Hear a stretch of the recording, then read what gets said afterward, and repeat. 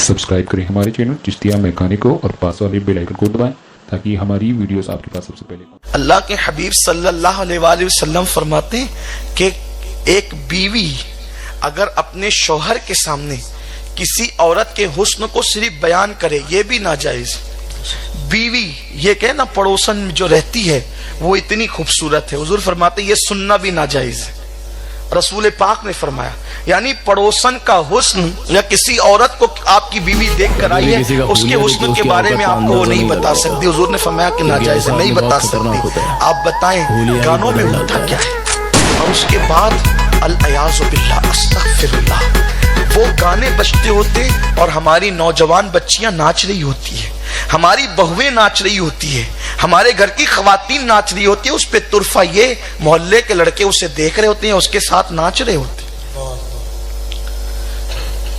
इस्लाम तो इतनी अजीम गुफ्तगू की तरफ तुम्हारी रहनुमाई करता है कि अगर तुम्हारे घर की जवान बेटी के सर के बाल अगर कंघी में आ जाए तो इस्लाम कहता है उसे दफन कर दो।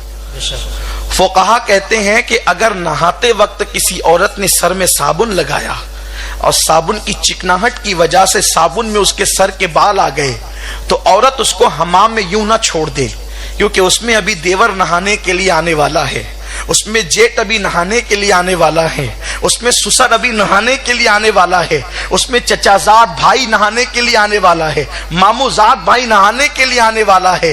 एक औरत के तकवे को इस तरफ इस्लाम रहनुमाई करता है कि वो तेरे बाल जो साबुन में लग गए हैं उससे पहले कि कोई नामहरम उसमें आए, उससे पहले कि नामहरम उस हमाम में आए और उस साबुन को इस्तेमाल करे, तू अपने बाल को उससे निकाल कर किसी जगह छुपा दे ताकि उनकी नजर भी तेरे बालों पर न पड़ने पाए।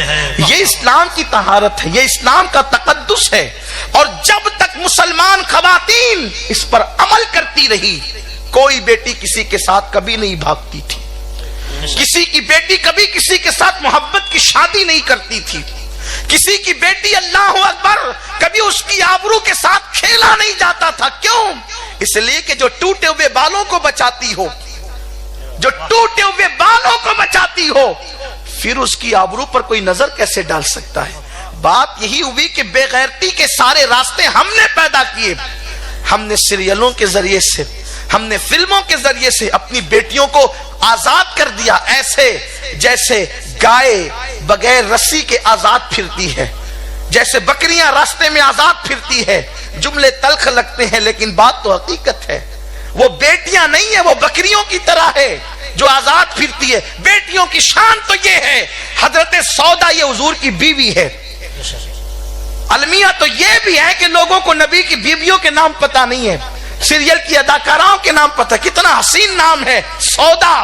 लोग मुझसे कहते हैं कि नया नाम रखें आप, 1400 साल पुरानी बातें ना किया करें, नया नाम रखे। मैंने कहा ये नाम तेरे मोहल्ले में हो तो बता, तेरे शहर में हो तो बता, अरे तेरे मुल्क में हो तो बता, ढूंढने से मुश्किल से मिलेगा क्योंकि नाम ही पता नहीं है।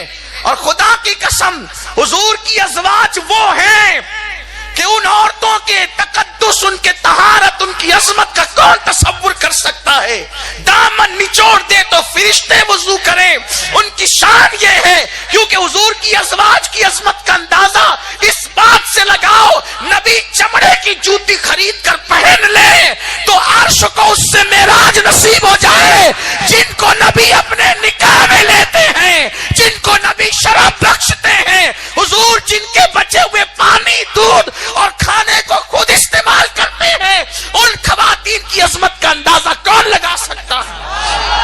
नारे तकबीर, नारे रिसालत, सुभान अल्लाह। और सुनो हुजूर की अज़वाज क्या शान रखती है। कुरान कहता है वत्तय्यबीन वत्तय्यबात, जैसा शौहर होगा उसी के मेयार के मुताबिक उसकी बीवी होगी। अगर शौहर तकवे में होगा तो बीवी भी मुत्तकी होगी। शौहर आवारा होगा और तौबा नहीं की तो आवारगी का असर बीवी में भी आएगा।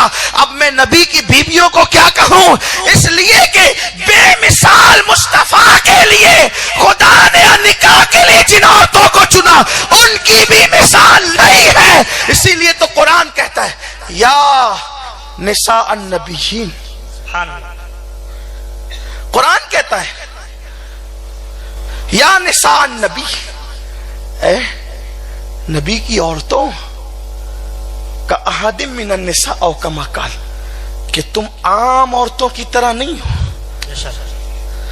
قرآن کہہ رہے ہیں نا یا نساء نبی کا احد من النساء، اے نبی کی عورتوں تم عام عورتوں کی طرح نہیں ہو، تم دوسری عورتوں کی طرح نہیں ہو. کیوں؟ اس لیے کہ تم ان کے نکاح میں آ گئی ہو. ارے جو نکاح میں آ جائے وہ اور عورتوں کی طرح نہ ہو، اور جس کے نکاح میں آئے پھر وہ لوگ دوسرے بشروں کی طرح کیسے ہو سکتا ہے؟ یہ نکاح میں آ گئی.